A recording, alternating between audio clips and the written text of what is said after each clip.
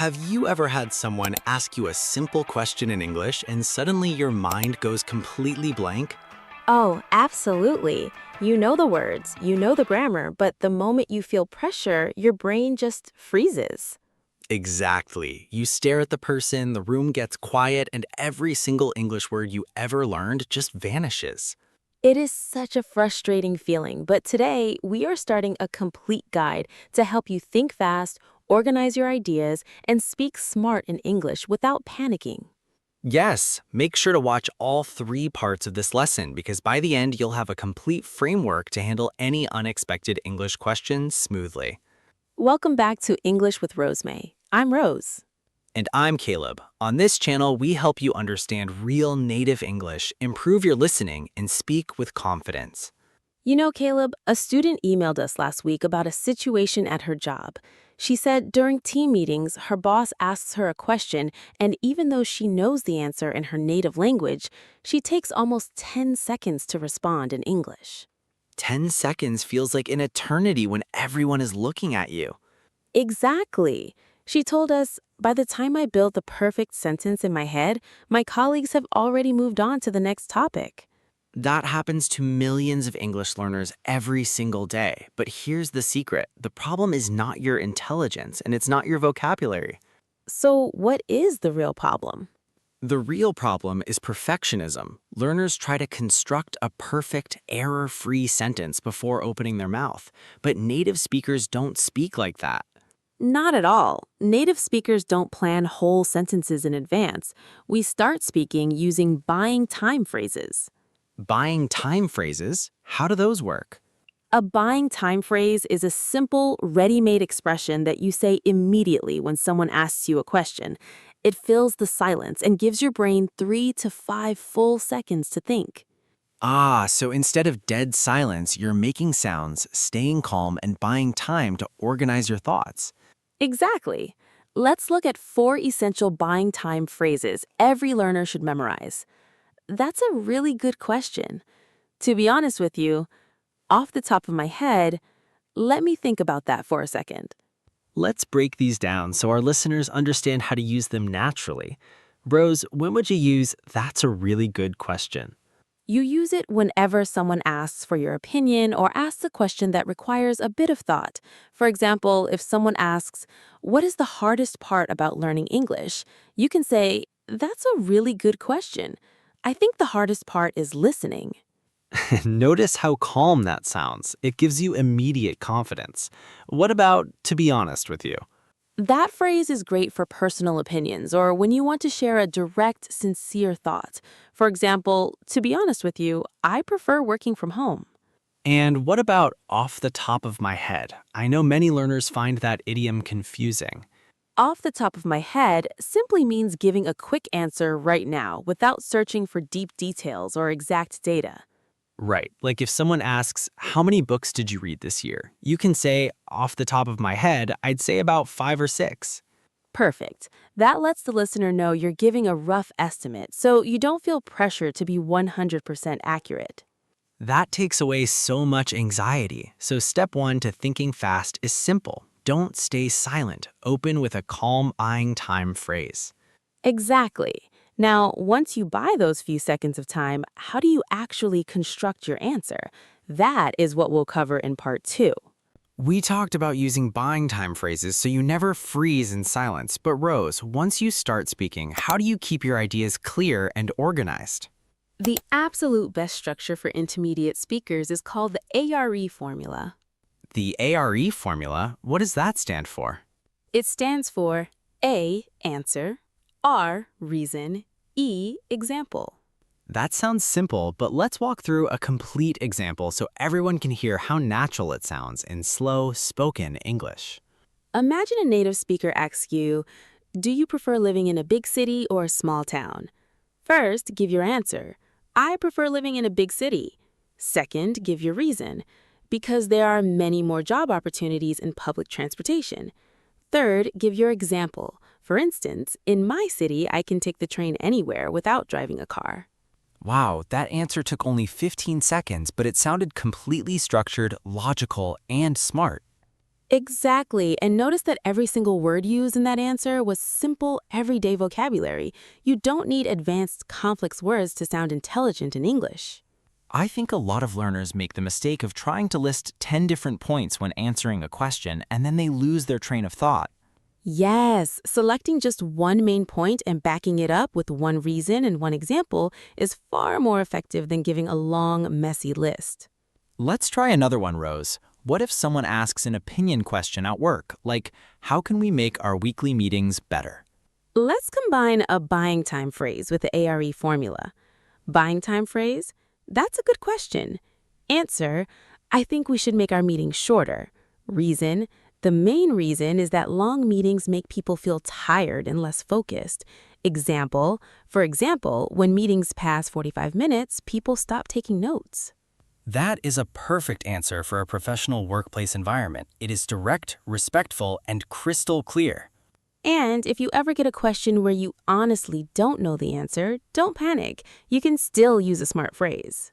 What can a learner say when they genuinely don't know what to answer?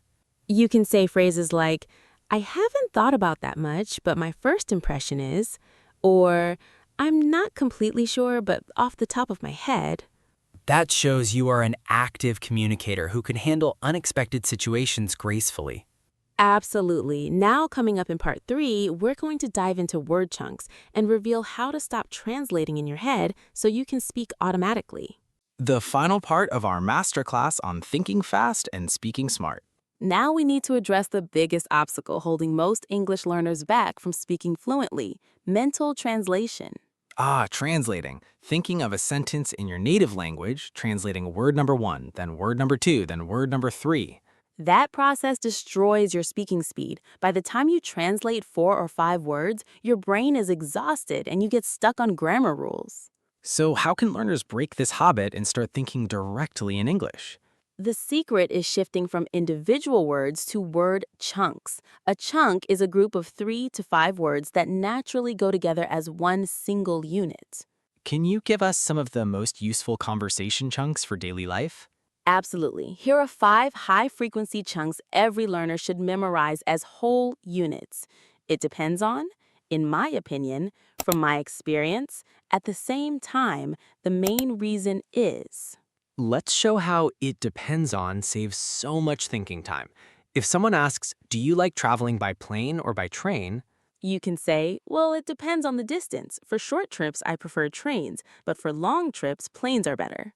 You didn't have to build that opening from scratch. The chunk "it depends on" was already stored in your memory like a single building block.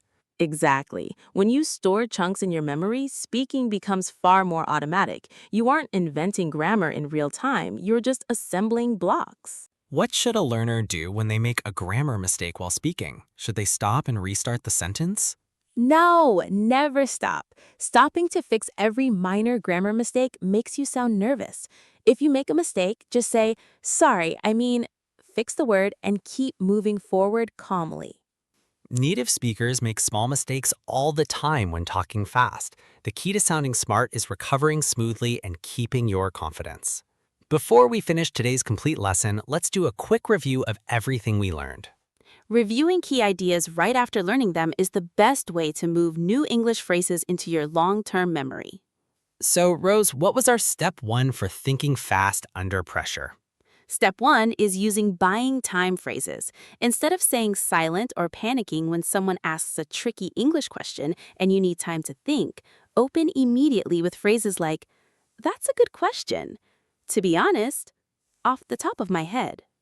Exactly. That buys your brain 3 to 5 seconds to think calmly. And what was step 2? Step 2 is structuring your answer using the ARE formula. A, answer, give your main point directly. R, reason, explain why using because or the main reason is. E, example, give one short real-life example. And finally, step 3 was replacing word-by-word mental translation with word chunks like "it depends on" or "from my experience." Now it's time for a quick interactive quiz. We are going to test how well you remember these smart speaking strategies. We will ask 5 questions. For each question, we'll give you 5 seconds to choose the best answer. Are you ready? Let's start. Question 1. Question 1. What should you do first when someone asks you a tricky English question and you need time to think? A. Stay completely silent until you build a perfect sentence. B. Say a buying time phrase like, "That's a really good question." C. Say, "I don't know," immediately and stop talking. Time's up. The correct answer is B. Using a buying time phrase keeps the conversation flowing while your brain organizes the answer. Question 2. In the ARE formula, what does the letter R stand for? A. Repeat. B. Reason. C. Review. Time's up. The correct answer is B. Reason. After giving your answer, always explain why using a quick reason. Question 3. What does the idiom "off the top of my head" mean? A. Giving a quick answer without thinking too deeply or checking exact facts. B. Translating every word from your native language into English. C. Memorizing a full speech word for word. Time's up. The correct answer is A. Giving a quick general answer without feeling pressured to be 100% precise. Question 4. What is the best way to stop translating word by word in your head? A. Read a dictionary every night. B. Learn pre-made word chunks like "it depends on" or "from my experience." C. Speak as fast as possible without breathing. Time's up. The correct answer is B. Chunks give you instant building blocks so you don't have to build grammar from scratch. Question 5. What should you do if you make a small grammar mistake while speaking in a conversation? A. Stop speaking immediately and leave the room. B. Pretend you didn't hear the person. C. Say, "Sorry, I mean," fix the word and keep moving forward calmly. Time's up. The correct answer is C. Smart speakers don't panic over small mistakes. They recover smoothly and keep going. How many questions did you get right out of 5? Let us know your score in the comments below. Also, tell us what score did you get and which phrase are you going to use in your next conversation. Thank you so much for watching and practicing with us today. Keep your English simple, stay calm, and trust your progress. We will see you in the next lesson. Bye everyone, keep practicing.